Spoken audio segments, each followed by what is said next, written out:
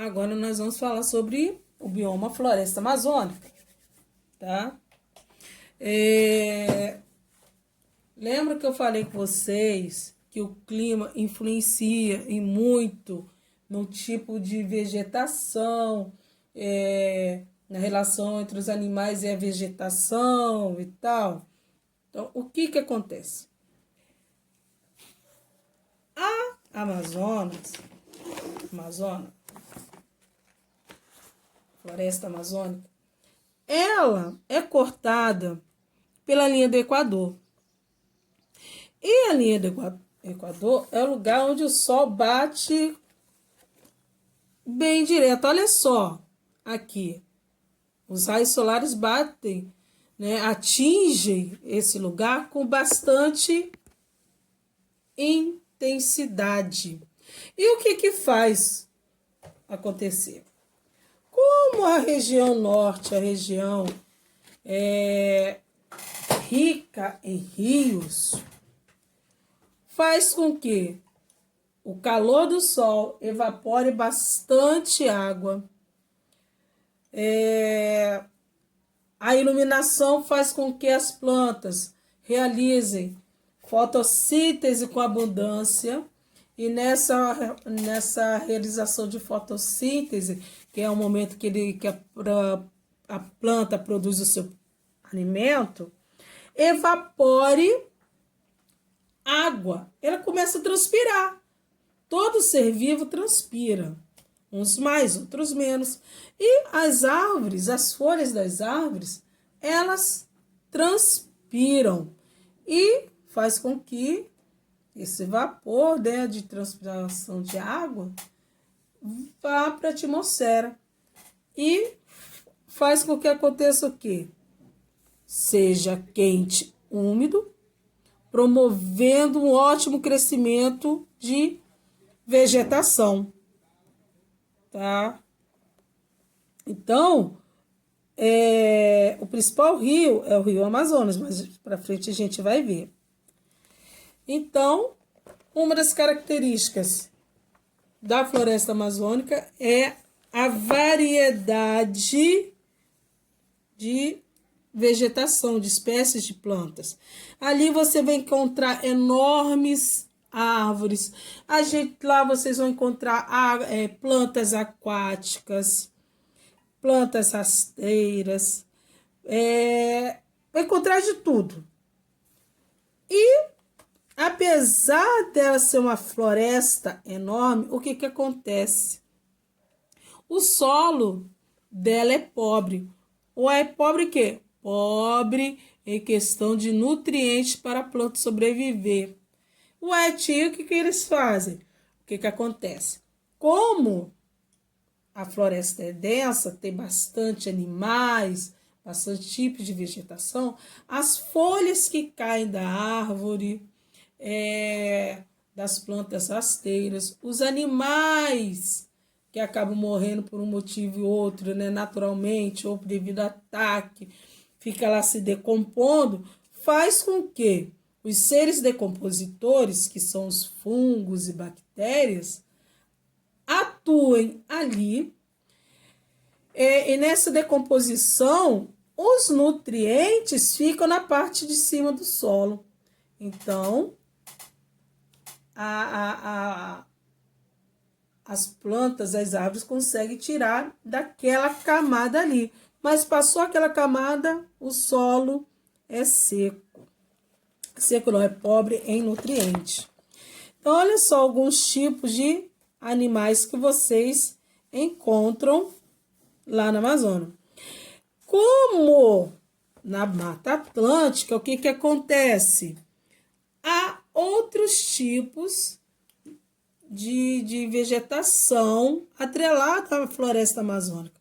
Mata de igapó. Olha o que vem escrito. Na floresta amazônica, assim como na Mata Atlântica, são identificados ambientes com características diferentes entre si. As áreas baixas próximas aos rios ficam alagadas o tempo todo. A vegetação desses locais é chamada de mata de igapó. E lá, a planta sobrevive mesmo com parte do caule submerso. É o caso de certas árvores, como taxizeiro e o arapati.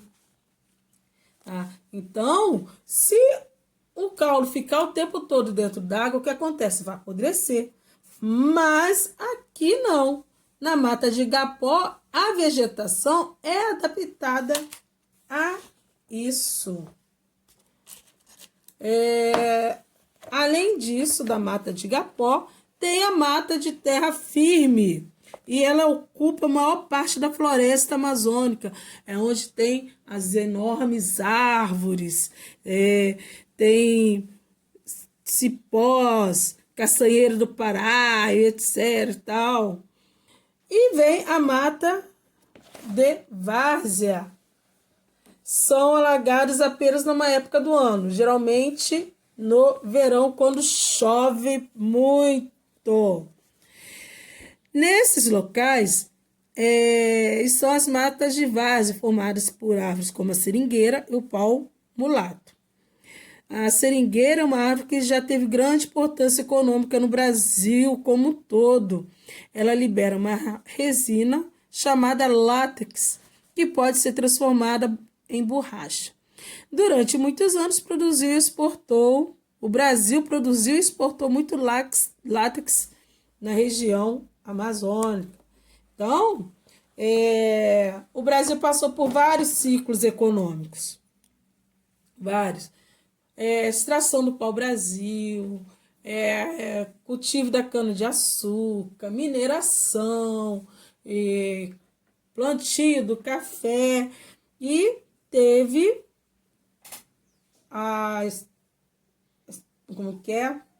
o ciclo da borracha. Todos esses ciclos acabaram prejudicando a natureza de um jeito ou de outro. Como assim? Quando o ser humano vai para algum lugar, ele quer buscar seu conforto, ele quer tirar proveito da natureza. E ele acaba modificando aquele lugar. E na época da colonização no Brasil, não se tinha a consciência de que acabou aquele lugar, vamos replantar árvores para substituir. Não tinha. Na mineração também. Escavava cisterno e largava para lá. Não tinha essa consciência ecológica de cuidado com a natureza que se tem hoje em dia. Tá? E olha que não está 100%, vamos dizer que está lá uns 40%, e olha lá. Então, a floresta amazônica, como a Mata Atlântica, elas correm risco de extinção por conta do quê? Por conta da atuação do ser humano. A partir do momento que o ser humano derruba a mata para fazer com que surja ali um pasto para a criação de gado, derrube a mata para poder morar, caça os animais indiscriminadamente, sem necessidade. Não, são pessoas que têm uma visão diferente dos indígenas, que utilizam da natureza de maneira sustentável, de maneira a respeitar o tempo de descanso da terra, a respeitar o tempo de criação, da reprodução dos animais. Então, eles sempre respeitavam esse tempo. Mas hoje em dia, e desde que os portugueses chegaram aqui, e desde que o homem continua tendo essa mentalidade, você vê coisas absurdas. Aqui mesmo em Rio das Ostras, gente, quantas queimadas acontecem para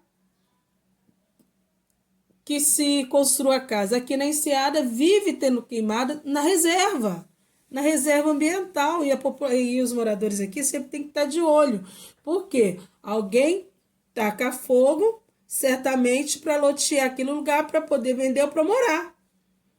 Então, esquece que ali atrapalha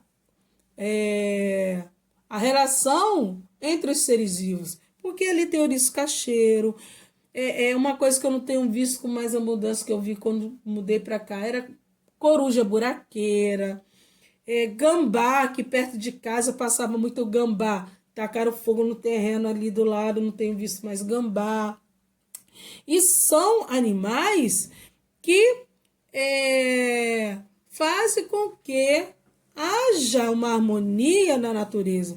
Se não tiver animais pequenos dentro da restinga, dentro da mata da reserva, o que vai fazer acontecer? As cobras vão sair de lá, vão procurar alimento em outro lugar. E se tiver terreno baldio, local de terreno baldio é local de quê? Local de rato e tal. A cobra come rato. E um monte de gente vai lá e mata a cobra. Vai matar, que isso aqui. Não, gente. Está ali ajudando a preservar o meio ambiente. Tem um equilíbrio natural. Então, os animais saem dos seus lugares porque deixam de ter a sua alimentação. Certinho?